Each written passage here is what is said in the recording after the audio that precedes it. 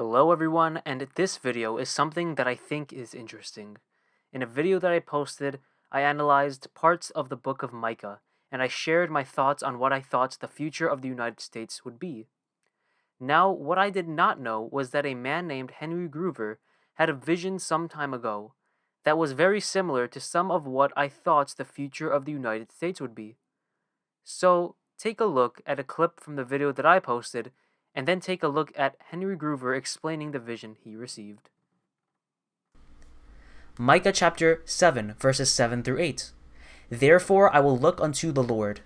I will wait for the God of my salvation. My God will hear me. Rejoice not against me, O mine enemy. When I fall, I shall arise. When I sit in darkness, the Lord shall be a light unto me. The United States might take some serious damage.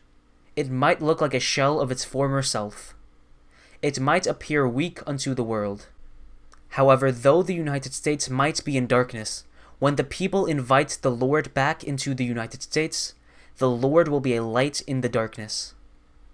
Remember what John chapter 8 verse 12 says. John chapter 8 verse 12. Then spake Jesus again unto them, saying, I am the light of the world. He that followeth me shall not walk in darkness, but shall have the light of life. Micah chapter 7 verse 9.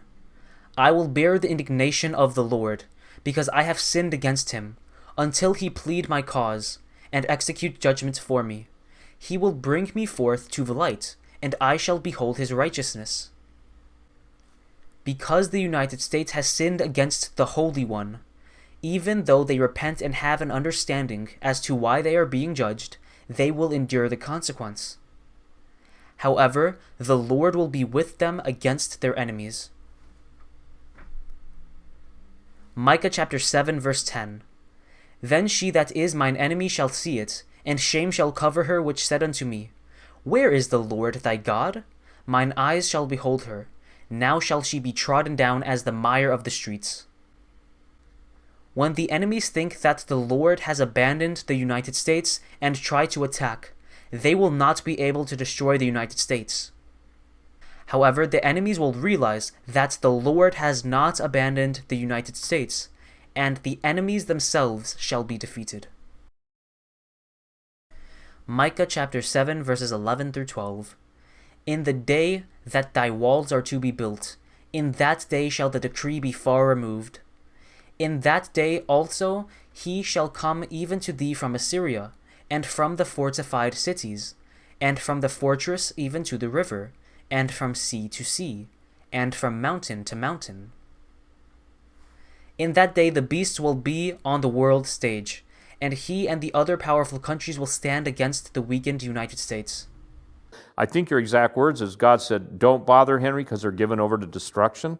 There were those that are, yes. Yes, there are areas of America. Don't ask me to destroy these places. Only pray for the people that own them, manage them, entertain in them, and frequent them.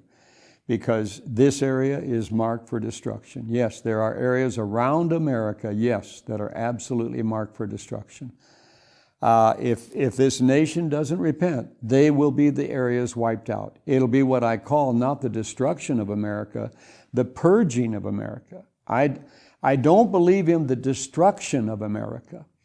I firmly believe and hold strongly with George Washington's vision that legions of white spirits, when we are near, well nigh overcome, will be join the ranks of them that are about to give up, and they will take courage and will drive back the invading forces, and once again America will begin to be built up again. You need to describe the invasion that you saw up and down the West Coast, and then the literal, I remember, when I Watch what I will do. Watch what I will do. And then, if you will, the volcanism, because right now, again, pretty much Mount Rainier has been, seismically dormant. Obviously, we knew Mount St. Helens, but all up and down the Cascadia region, even down as low as Mount Shasta. There is seismic galore activity every day. So please, that's so critical. Explain that, if you would, that you saw the ships landing, and then what God did and what happened to the people that landed. Okay, that was May 1980.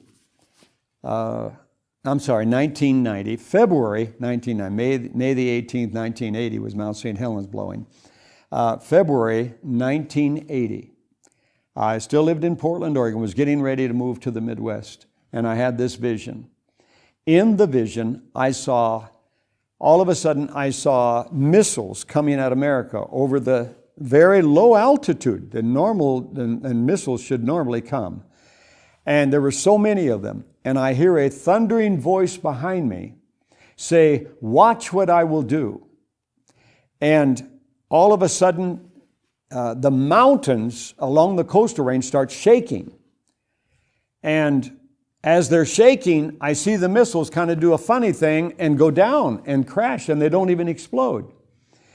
And then I see fighters coming and bombers coming.